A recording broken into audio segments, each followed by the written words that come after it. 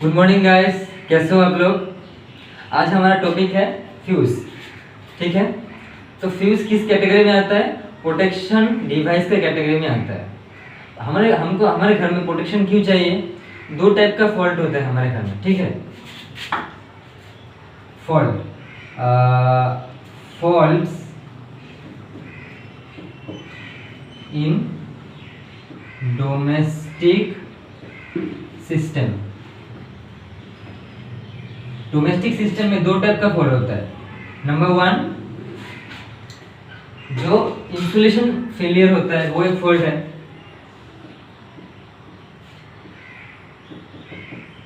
Insulation failure. और एक fault क्या है? और एक फॉल्ट है आपका जो short circuit fault. Sorry,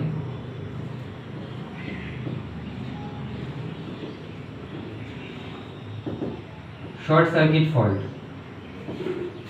insulation failure fault क्या है, ये मैंने पहले एक वीडियो में एक्सप्लेन कर चुका हूँ, वो आप लोग देख लेना। फिर भी शॉर्ट में बोल देता हूँ।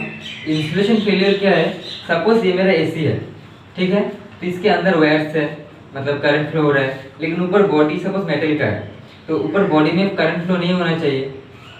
लेकिन इंसुलेशन फेलियर होने से क्या होता है, ऊपर में जो बॉडी है, मतलब अंदर में जो वायर है और उसके ऊपर में जो ये बॉडी है, इन दोनों के बीच में एक तो इंसुलेशन रहता है। अगर वो इंसुलेशन खराब हो जाए तो क्या होगा, अंदर का करंट ऊपर में फ्लो होगा। ठीक है, तो इस वजह से क्या होगा, ऊपर में अगर कोई आदमी टच करेगा तो उसको शॉक लगेगा। ठीक है, इंसुलेशन फेलियर होने से ये प्रॉब्लम आता है। और एक है short circuit fault. Short circuit का क्या होता है, हमारे घर में दो लाइन है, फेज और न्यूट्रल। ठीक है, फेज में हमेशा पावर रहता है और न्यूट्रल में नहीं रहता है। तो फेज एंड न्यूट्रल, ये दो अगर एक साथ कांटेक्ट हो जाए तब क्या होगा, तब होगा शॉर्ट सर्किट। और तब क्या होता है, बहुत ज़्यादा करंट फ्लो होता है हमारे सिस्टम में। ठीक है, और बहुत ज़्यादा करंट फ्लो होने से क्या प्रॉब्लम होता है, स्विच हो, कोई भी वायर हो, कोई भी इक्विपमेंट हो, हैवी करंट फ्लो होने से वो हीट होता है। ठीक है, हीट होने से उसका अंदर के इंसुलेशन खराब होता है, उसका पार्ट सब खराब होता है, तो बहुत प्रॉब्लम है। तो ये दो फॉल्ट ना हो इसलिए हमारे घर में प्रोटेक्शन देना पड़ेगा।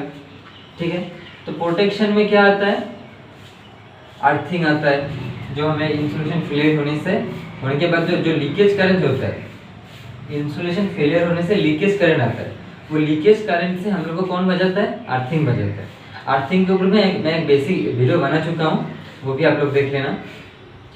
और शॉर्ट सर्किट से कौन बचाएगा हम लोगों को, सर्किट ब्रेकर जिसको हम काटोर बोलते हैं, वो एक है। और एक क्या है, फ्यूज है। ये दो चीज़ हम लोगों को बचाता है शॉर्ट सर्किट कंडीशन में। ठीक है, तो आज हम वही पढ़ेंगे फ्यूज के बारे में, जो फ्यूज क्या है, कैसे ये बचाता है, बेसिक चीज़ सब, और बहुत इंपॉर्टेंट चीज़ है जो कोई भी एग्जाम के लिए इंपॉर्टेंट है। तो फ्यूज क्या होता है एक्चुअली,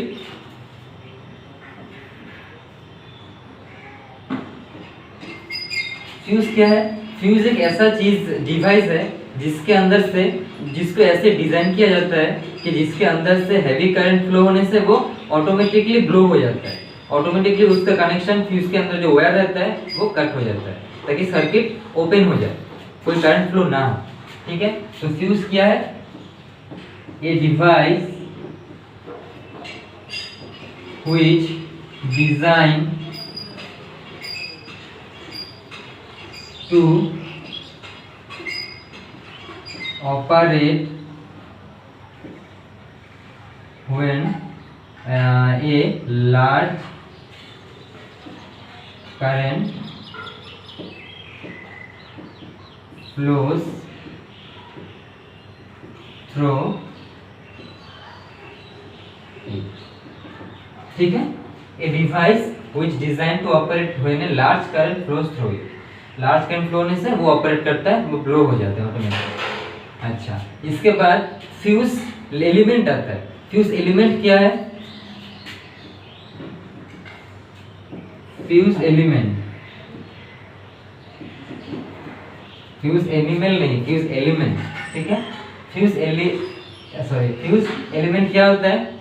फ्यूज के अंदर एक पतला सा तार होता है, ठीक है, जिसमें से करंट को कैरी होता है। फ्यूज के ऊपर का बॉडी में से करंट नहीं जाता है, अंदर का जो पतला वायर होता है उसके अंदर से करंट जाता है, वो उस पतला तार को ही बोलते हैं फ्यूज एलिमेंट, ठीक है। तो फ्यूज एलिमेंट क्या है? A thin wire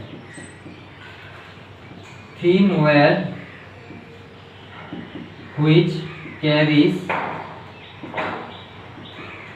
the circuit current, ठीक है। सर्किट का पूरा करंट को कैरी करता है, क्योंकि फ्यूज को क्या होता है, हम लोग फ्यूज को कहाँ लगाते हैं? सपोज ये मेरा घर का सर्किट है, यहाँ पे सपोज मेरा टीवी है, यहाँ पे फ्रिज है, मतलब जो सब घर में तो सब चीज पैरेलल में कनेक्ट होता है। लेकिन जब मेरा सपोज ये मेरा मीटर है, ठीक है, मीटर में पावर आ रहा है, तो मीटर से आके जब घर में घुसता है ना, फेज और न्यूट्रल घुसता है, सपोज ये फेज है, ये न्यूट्रल है, तो इस फेज में ही इधर ही फ्यूज लगाना पड़ेगा। तो ये सर्किट का पूरा करंट को कैरी करता है। और फ्यूज को हमेशा याद रखिएगा कि सीरीज में लगाया जाता है, पैरेलल में है। फ्यूज को एक प्रोटेक्टिव डिवाइस है, उसका हमें हमेशा सीरीज में लगाना पड़ेगा।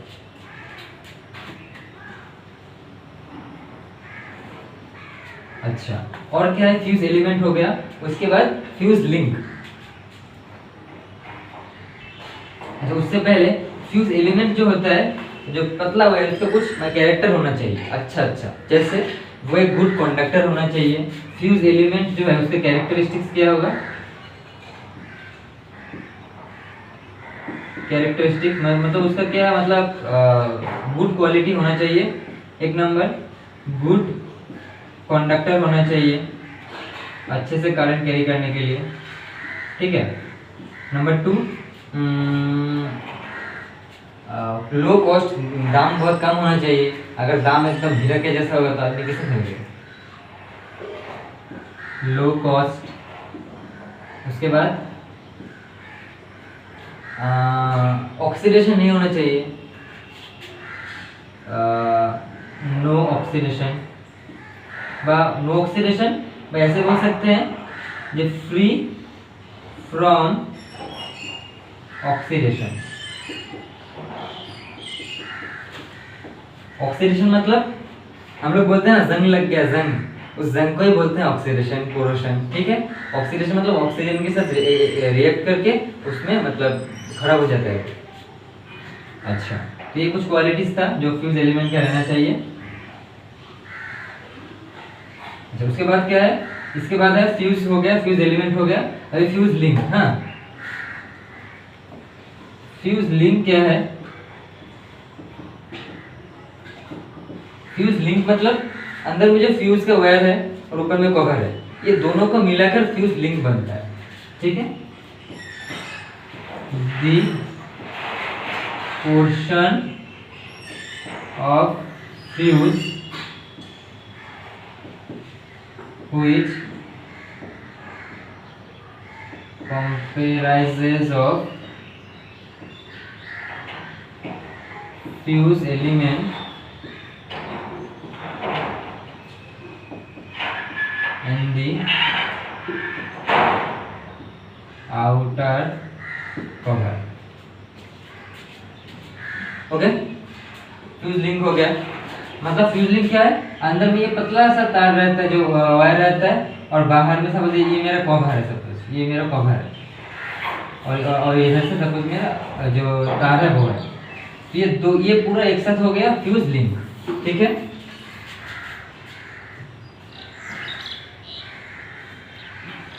ओके, नेक्स्ट फ्यूज लिंक हो गया। नेक्स्ट क्या है? Current rating. Current rating, current rating मतलब फ्यूज का जितना करंट रेटिंग रहता है, किसमें रहता है? एम्पेयर से। वो कितना करंट कैरी कर सकता है। करंट का यूनिट क्या है? एम्पेयर। इसलिए एक फ्यूज सपोज 5 एम्पियर करंट को आराम से कैरी कर सकता है, ओवरहीट ना हुए या फिर बिना ओवरहीट हुए और बिना ब्लो हुए आराम से कैरी कर सकता है, ठीक है। तो उस फ्यूज का रेटिंग क्या होगा, 5 एम्पियर होगा। तो फ्यूज करंट रेटिंग क्या है,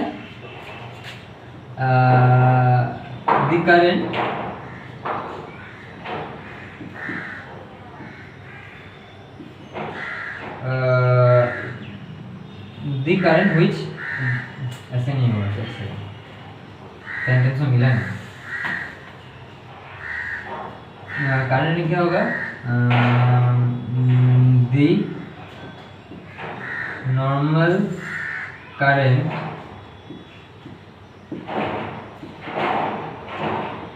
which the fuse can carry without getting getting overheat ना हुए अच्छे से कैरी कर सकते, ठीक है। करंट और है, और एक है फ्यूजिंग करंट। फ्यूजिंग करंट क्या है,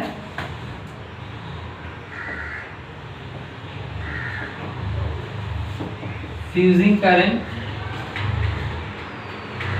ये है मिनिमम जितना करंट से वो आपका जो अंदर में क्या रहता है फ्यूज एलिमेंट वो ग्लो हो जाए, मिनिमम जितना करंट है वो है fusing current. The minimum current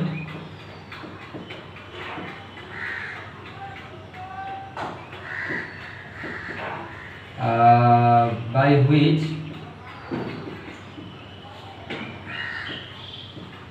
the fuse get blow, okay. Fuse blow हो जाता है मिनिमम जितना करंट, वो है फ्यूजिंग करंट। और एक है फ्यूजिंग फैक्टर लास्ट, ठीक है। फ्यूजिंग फैक्टर क्या है, फ्यूजिंग फैक्टर कुछ नहीं है, जस्ट एक रेशियो है।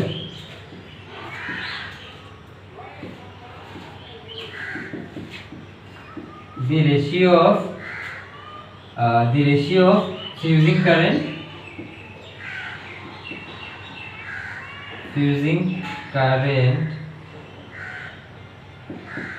to current rating,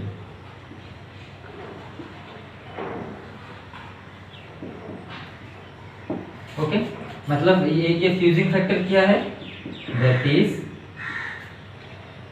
ऊपर में क्या होगा, फ्यूजिंग फैक्टर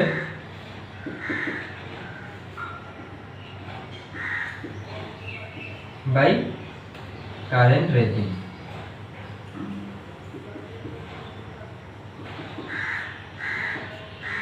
ओके। तो यहां तक तो हो गया।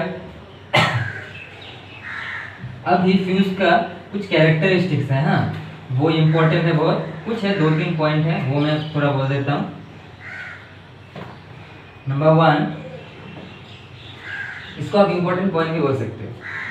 नंबर 1 क्या, एक फ्यूज कब ग्लो होता है, सपोज ये एक फ्यूज है और इसका रेटिंग है सपोज 10 एम्पियर या फिर 25 एम्पियर। सपोज एक फ्यूज है उसका रेटिंग है 25 एम्पियर, ऐसा रहता है फ्यूज का रेटिंग। तो ये कब ग्लो होगा, ये कब उड़ जाएगा, कितना करंट, मिनिमम कितना करंट होने से, मिनिमम ये जब इससे 2 टाइम्स ज्यादा करंट फ्लो होता है मिनिमम तक वो ग्लो हो जाता है, ठीक है। मतलब 50 एम्पियर करंट होने से ये ग्लो हो जाता है, ये मतलब एक रफ कैलकुलेशन है। अच्छा, उसके बाद फ्यूज का क्या होता है, फ्यूज हैज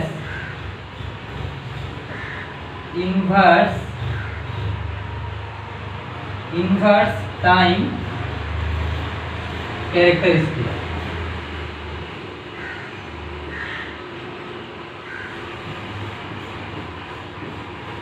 ठीक है। फ्यूज का इन्वर्स टाइम कैरेक्टरिस्टिक्स रहता है। इन्वर्स टाइम कैरेक्टरिस्टिक्स मतलब क्या? मतलब जितना करंट ज़्यादा फ्लो होगा इसके अंदर, फ्यूज के अंदर से, उतना कम टाइम में ये ब्लो हो जाएगा। ठीक है, यह इन्वर्स टाइम कैरेक्टरिस्टिक मतलब जितना ज़्यादा करंट फ्लो होगा उतना कम टाइम में ये ब्लो हो जाएगा। इन्वर्स टाइम कम लगता है, करंट ज़्यादा होने से, करंट ज़्यादा सब एक करंट है, करंट जितना ज़्यादा होगा टाइम उतना ही कम लगेगा। यह inverse time characteristics.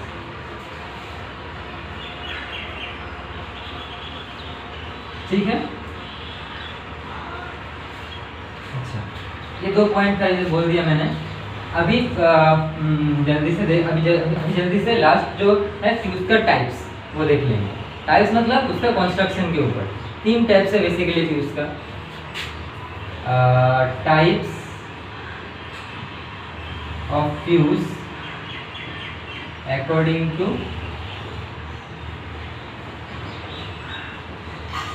their construction।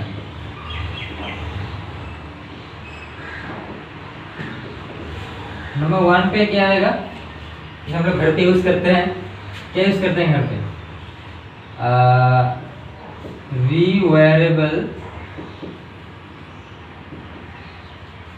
रीवायरेबल semi enclosed fuse. ठीक है, ये हम लोग घर पे यूज करते हैं। जो हम लोग एक बार उड़ जाने से फिर से हम लोग उसको लगा सकते हैं, रीवायरेबल होता है।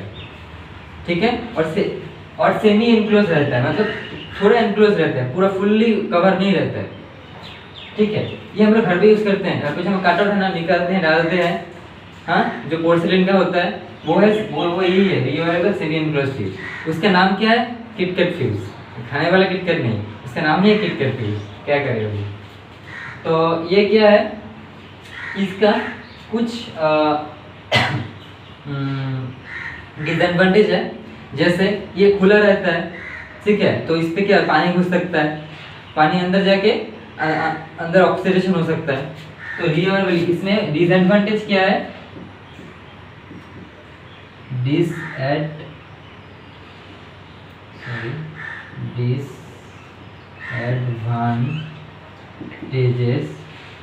इसमें डिसएडवांटेजेस क्या होगा? एक नंबर है risk of oxidation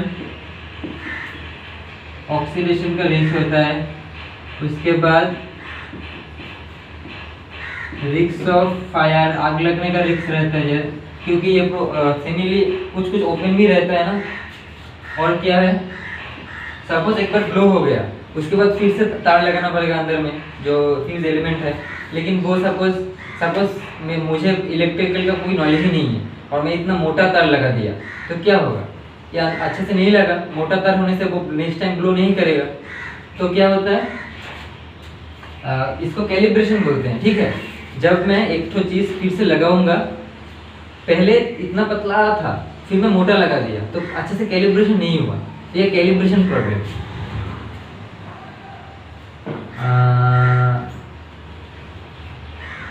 fault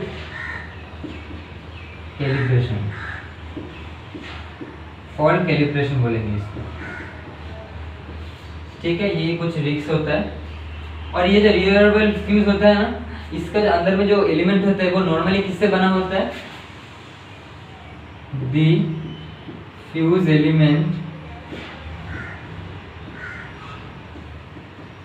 is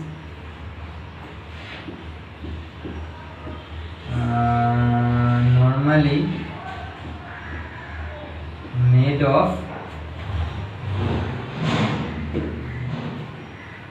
किससे बना रहता है? Made of tin copper.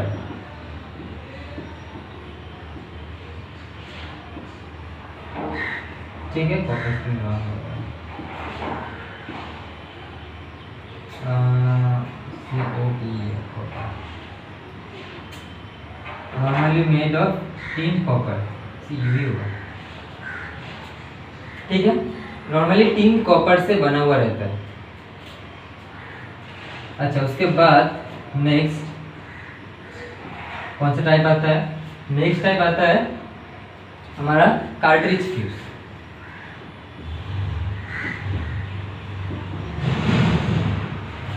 Cartridge fuse, cartridge fuse क्या होता है? कार्ट्रिज फ्यूज में एक ठो कार्ट्रिज फ्यूज क्या है एक्चुअली, ये है फुल्ली एनक्लोज्ड है।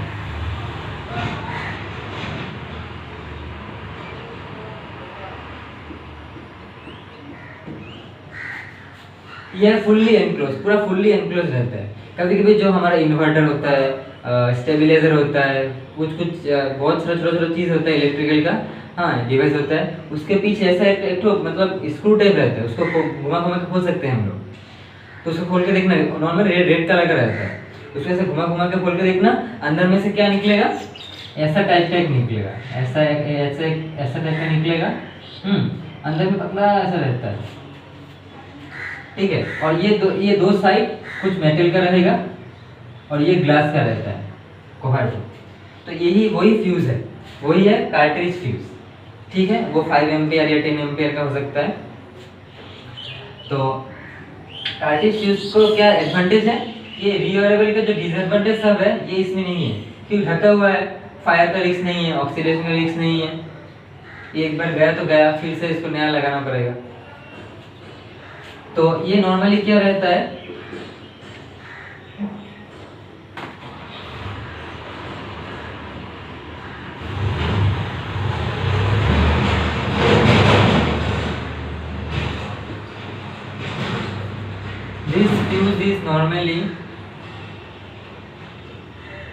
this fuse is normally enclosed in glass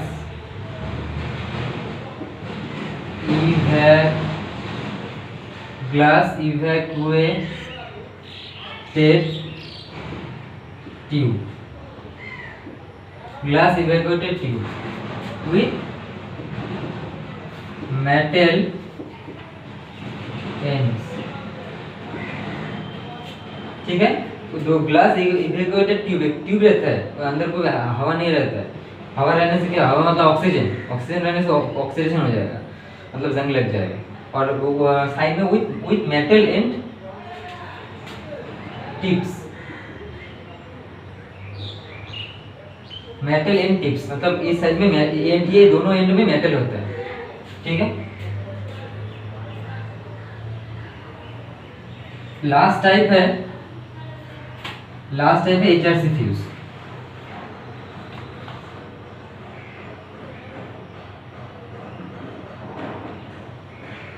HRC fuse का फुल फॉर्म क्या है?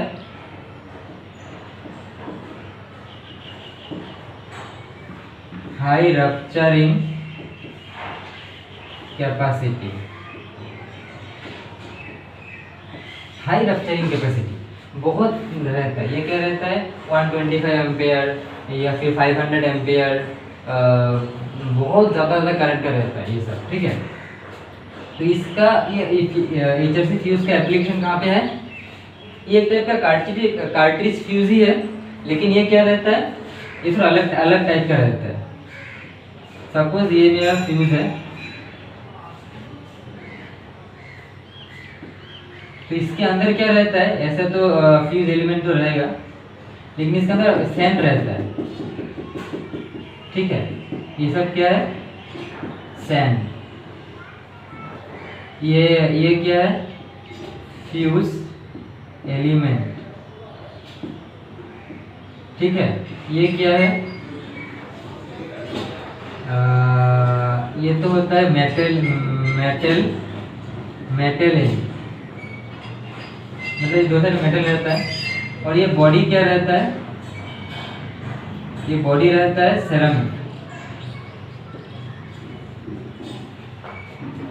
सेरामिक बॉडी, मतलब चीना वाली जो होता है वैसे का बॉडी रहता है।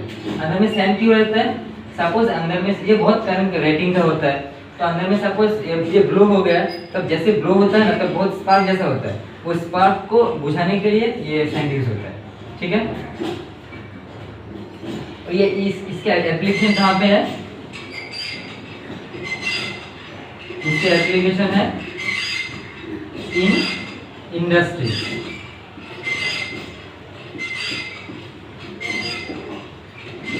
ठीक है, इंडस्ट्री में नॉर्मली ये यूज होता है, क्योंकि इतना रेटिंग का 500 एम्पेयर 600 एम्पेयर इतना रेटिंग का वो हमें मतलब घर में नहीं चाहिए या फिर किसी दूसरे के में नहीं चाहिए। तो यही कुछ चीज़ था। ठीक है, फ्यूज़ के बारे में, fuse element, fuse link, fusing current rating, fusing factor, ये सब चीज़ फ्यूज़ एलिमेंट के। यहाँ में इम्पोर्टेंट चीज़ सब क्या है? फ्यूज़ एलिमेंट जो है इसके बारे में अच्छे से पढ़िएगा, उसका प्रॉपर्टीज़ क्या होना चाहिए क्या नहीं होना चाहिए। ठीक है, तो फिर HRC के डायग्राम थोड़ा याद रखिएगा। अंदर में सैंड क्यों रहता है? सैंड क्यों रहता है? आर्क क्विंचिंग के लिए। ठीक है, मैं लिख देता हूँ। नंबर 1 एप्लीकेशन हो गया, ये लिख लिया ना। तो नेक्स्ट होगा, इधर मैं नोट बोल के लिख देता हूँ। हाँ, note sand is present to quench QUENCH quench the arc। यहाँ पे जो स्पार्क होता है ना उसको आर्क बोलते हैं। वो आर्क को बुझाने के लिए मतलब क्विंच करने के लिए, बुझाने को इंग्लिश में क्विंच बोलते हैं। तो क्विंच करने के लिए हम लोग ये सैंड यूज करते हैं। ठीक है, sand is present to quench arc. हो गया?